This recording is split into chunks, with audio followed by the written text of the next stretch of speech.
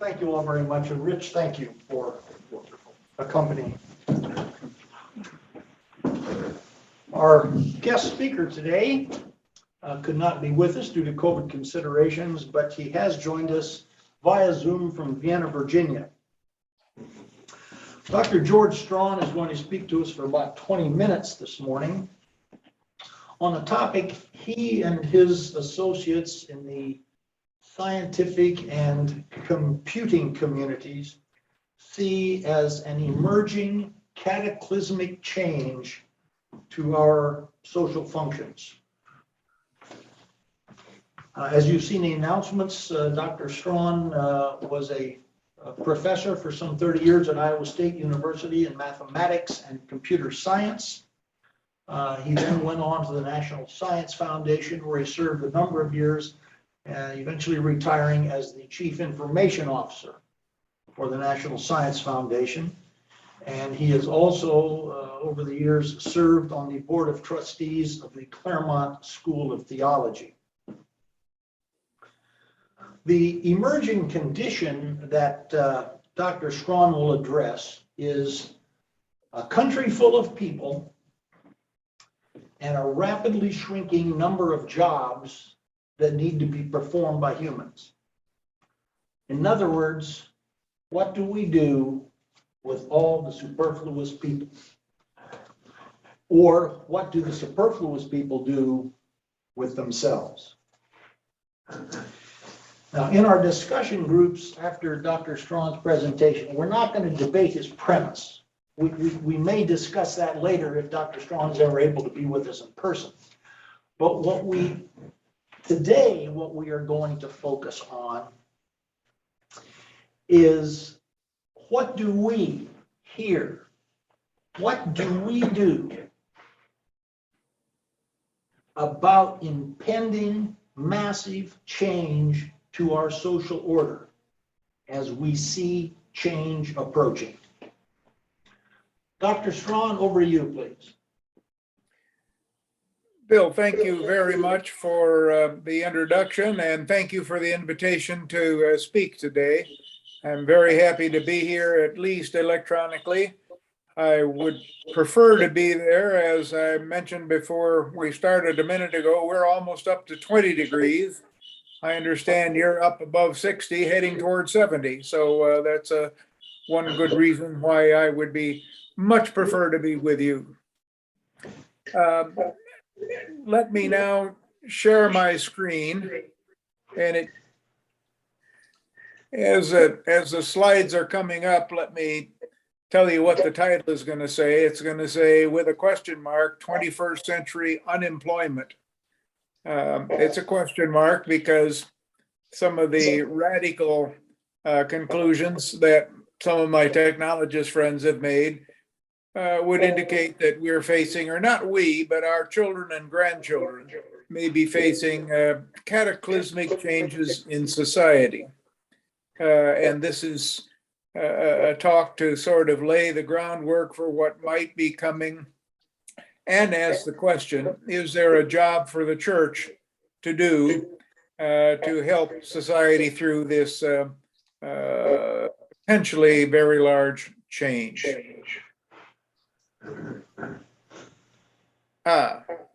Good timing.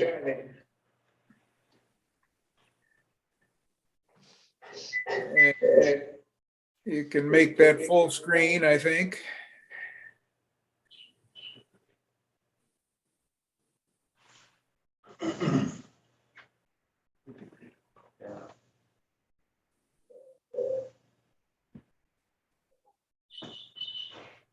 There, that's the second slide, and that's all right. What I'm going to do is talk about 5 subpoints in my agenda. The first age of automation, the current age of automation that I'm worried about, economics and politics. So response to this possibility right now, what my technologist friends are worried about, and then a few remarks about accommodating an unemployed world should it develop. Next slide, please. The first stage of automation is generally understood to be the steam engine, which replaced much human and animal muscle and windmills and water mills as well. It truly was a fossil fuel revolution. It replaced horse-drawn carriages with the train and wind-powered ships with steam-powered ships, causing a major transportation revolution. In conjunction with the steam engine, novel machines multiplied human productivity, first in spinning and weaving, and then in other industries. So we had a manufacturing revolution, we had a transportation revolution, all based on fossil fuel. Next slide, please. We're now entering another age of automation, probably not the second. Most authors will talk about the introduction of electricity and the internal combustion engine as the second age of automation. So perhaps this is the third. It's a computation revolution going back to 1890 with the Herman Hollerith accounting machine, and then the computer, which developed during and after World War II, which automated calculation and the algorithm process. The equally important communication revolution, starting with the telegraph in the 19th century, telephone, radio, television after World War II, and then the internet, which has totally revolutionized global communication. And in general, both of these revolutions support a more general information revolution. Humanity has gone from spoken language 50,000 or more years ago to written language 5,000 years ago to printed language 500 years ago to computed language or computed information, which we're just starting on now. And these monumental steps probably are in the process of they have begun making huge changes to society and probably will continue to do so. Next slide, please.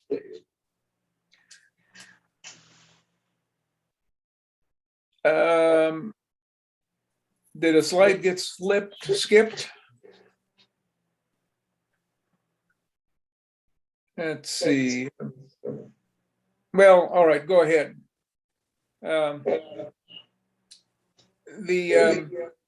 Capitalism has always been a system of creative destruction.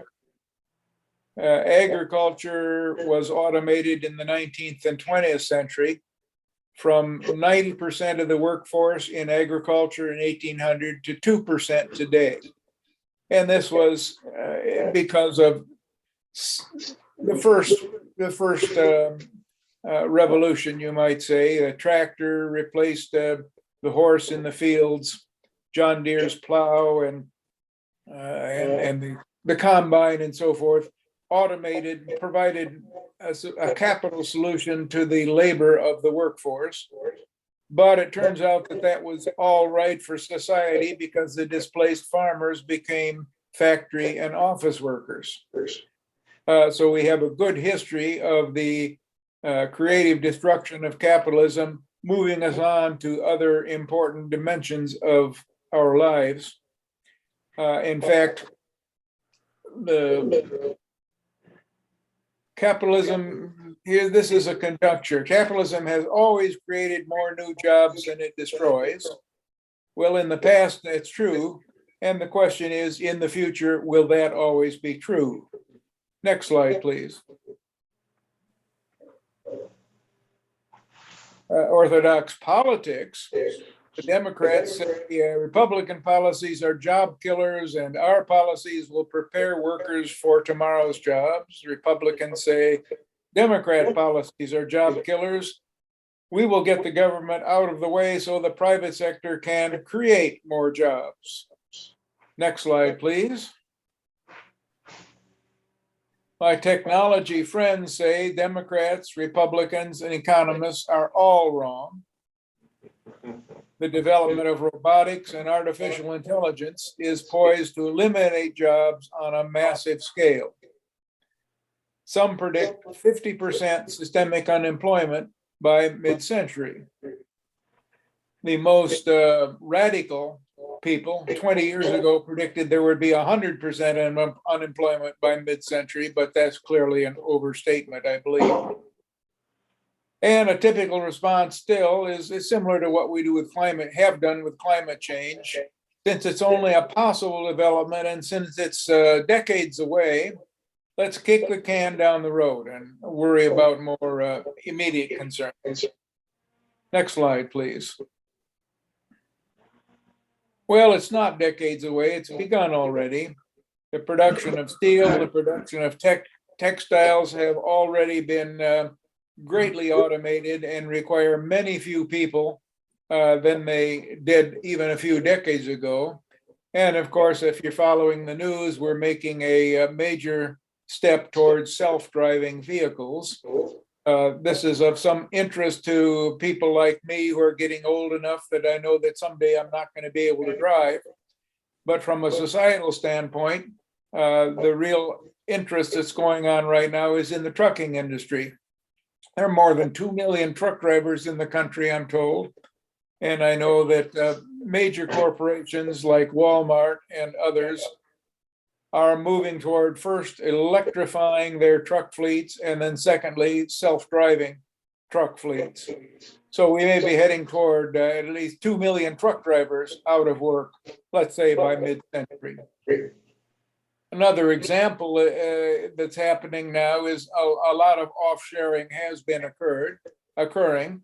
And we offshore, for example, 10,000 jobs and then re-onshore 1,000 jobs and claim job creation.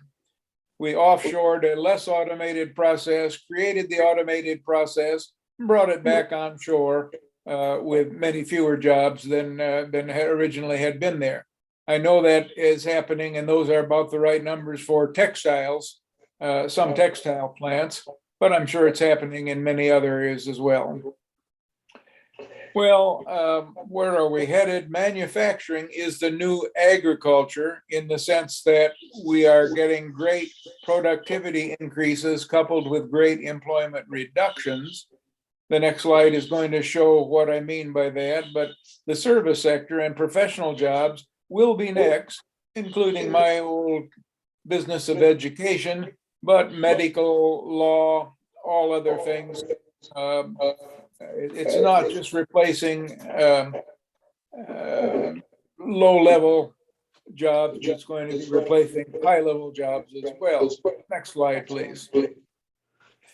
I won't go over the details of this slide, but it basically says that in the last 2 or 3 decades, we have actually almost doubled the manufacturing output in the United States, while close to having the employment in manufacturing. So if you sometimes read hand-wringing articles in the press about talking about rusted manufacturing zones and the decline of American manufacturing. Well, no, it's a decline of manufacturing output. Our manufacturing labor, the output is doing just well, thank you, and will continue to do just well as additional automation comes in. The question is the unemployment that's being introduced into the manufacturing areas of the country. Next slide, please. So are we heading toward an unemployed world?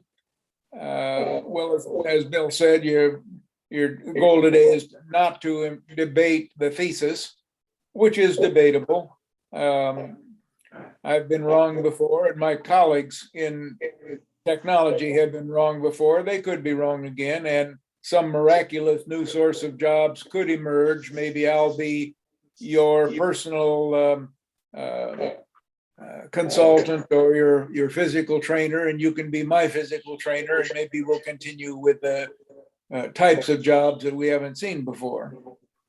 Historically, of course, going at least back as far as Voltaire, we're told that jobs are very important. They save us from want, they save us from boredom, and they save us from vice. I saw a quote that said the Buddhists think about the same that we do. Jobs allow us to develop our potential, to enhance our socialization, to obtain goods and services for a better life.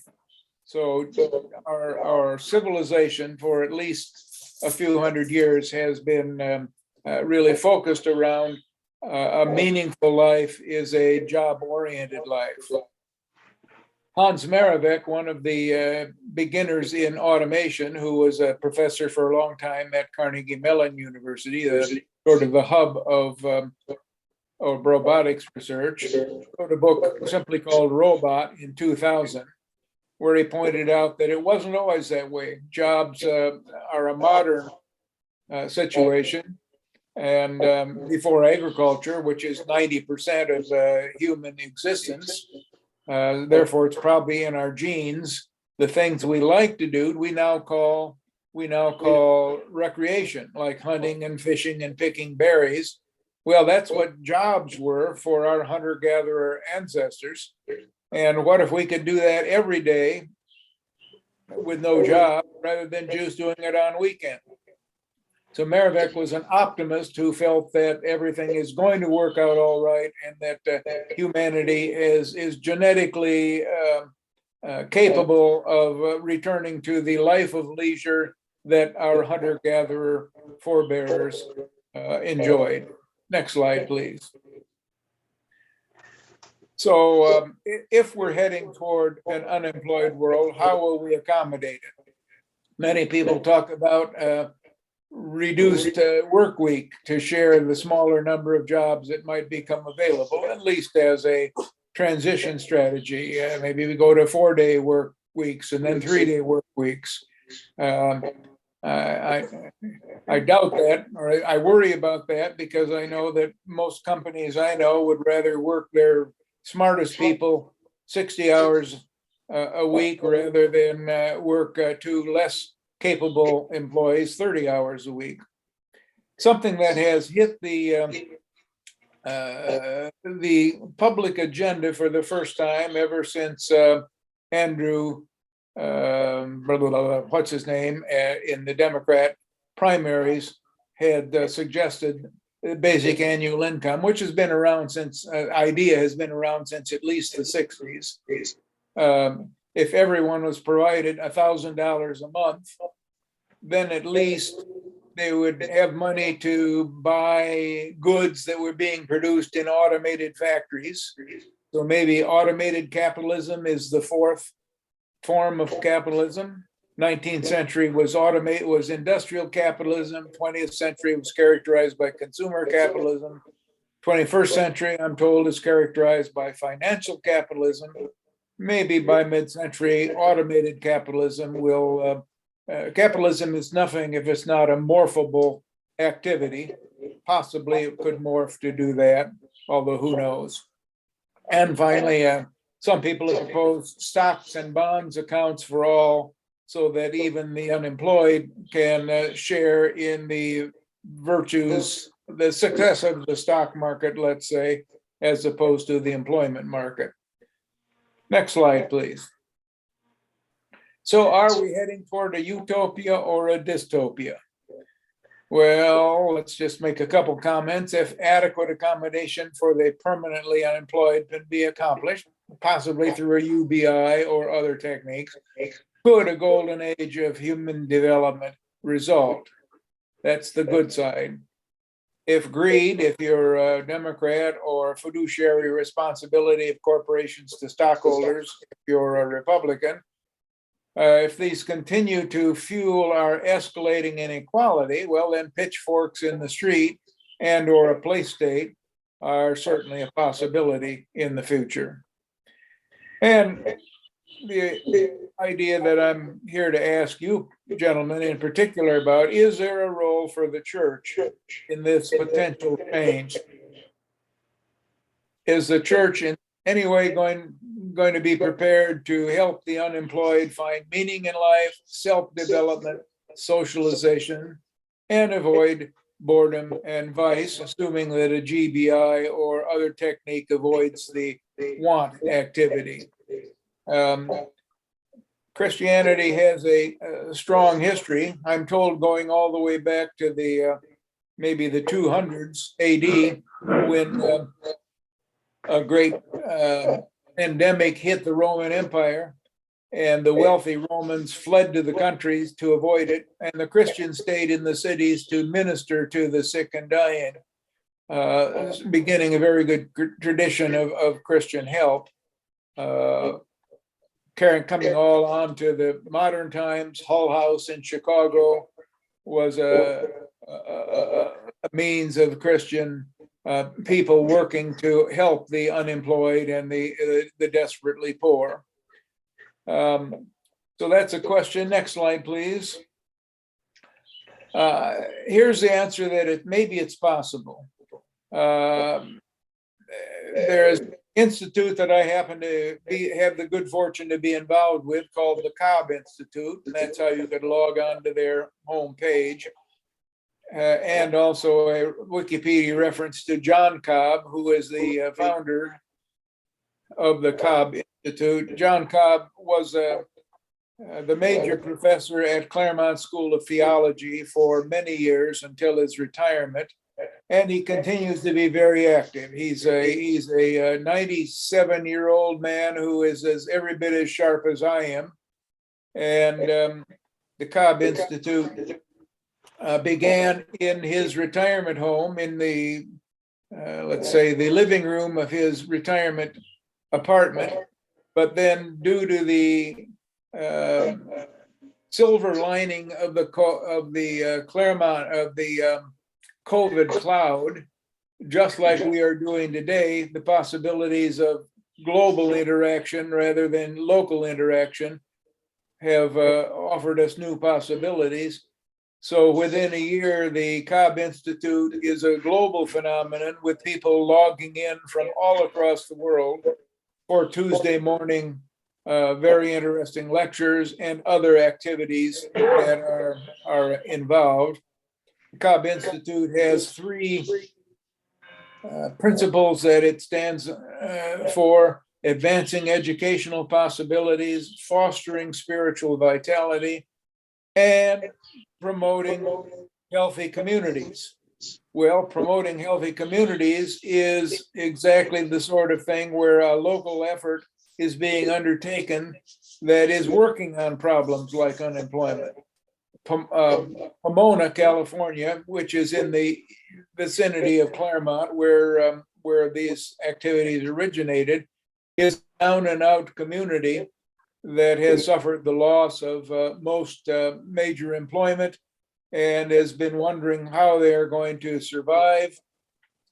An activity closely connected with the Cobb Institute is providing the type of support for that community that I was talking about in terms of the church writ large,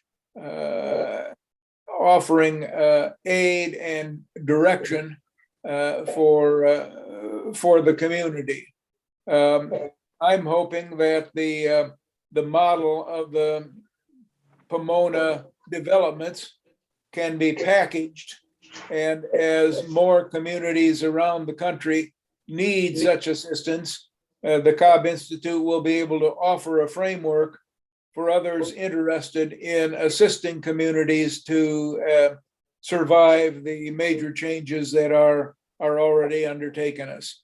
So you see, I have a hopeful answer that yes, there are elements within the church that are already beginning to take activity to deal with our changing times. Last slide, please. So we know that there's plenty of citizen angst and anger. We know that, I believe at least part of that is caused by uncertain futures for most people as jobs disappear. There are other things, of course, other causes, of course, but that's certainly one of the undiscussed causes. And although offshoring of jobs and illegal immigrants are also blamed for the unemployment, I think it's becoming clear that automation is perhaps the major cause now and certainly will be in the future. And society is starting to recognize that. So if people are useless except as customers, can society survive? That's the question I leave you with. And will the church and or other similar beneficent organization accept the challenge to start thinking about now and acting if and when necessary to tip the scales toward utopia and away from dystopia?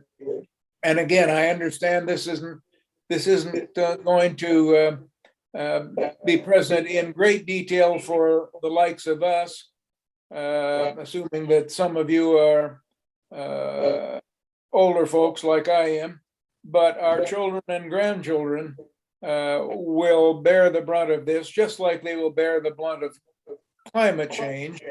Climate change is more on people's mind now than unemployment, but I think we need to spare a little time for this preparation for unemployment, just as we're beginning to spend time on the dangers of climate change.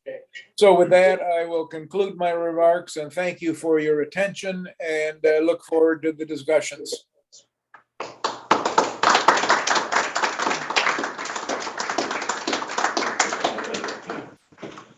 Thank you very much, George, for being with us. Dr. Strawn focused on one aspect of societal structure, and that's employment. But his presentation raises an even larger issue for the church and people of faith.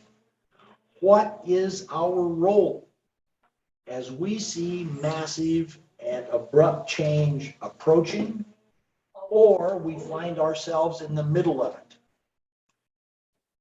Do we nod acknowledgement and ask God's blessing on the evolutionary process and sit back and watch what happens?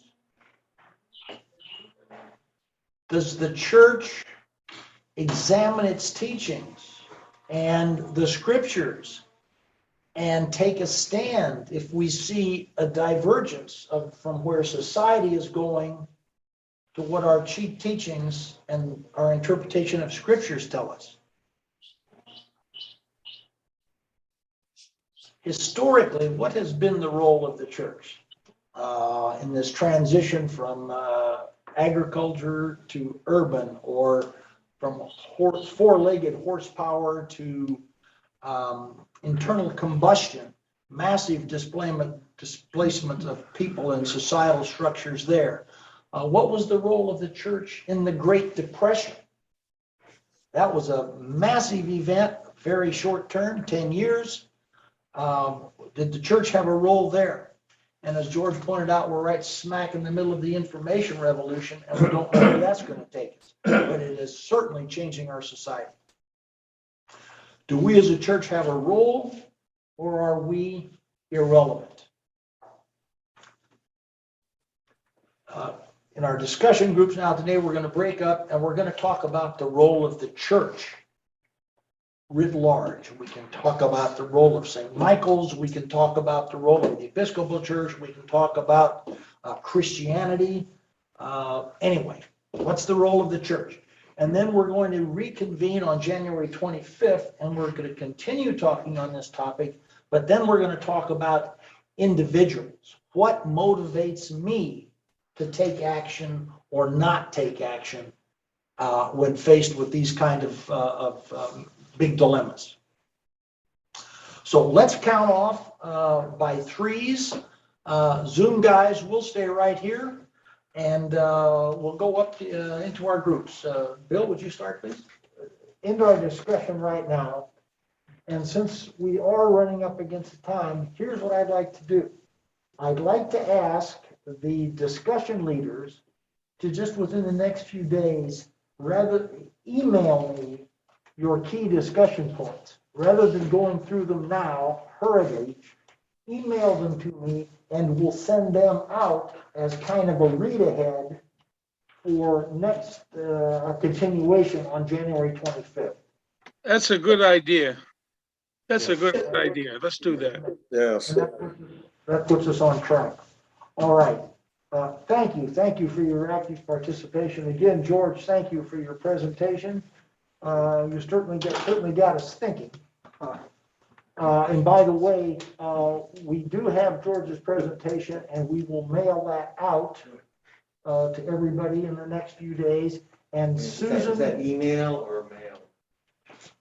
pardon me? You can email that to us? Yes, Yeah, okay. I'm gonna email that. And Susan, what am I saying? Anyway, I lost my train of thought, but yeah, we'll mail the presentation. Oh, I know what I was gonna say. And Susan recorded George's presentation. So if you want to go back and hear that again, we'll have that available too. Oh, great. That's Yes, a great idea. Thank you. Now, the absolutely. question is, how can we get to that? But we'll figure that out and let you know. All right, thank you very much. Let's begin to wrap up. Do we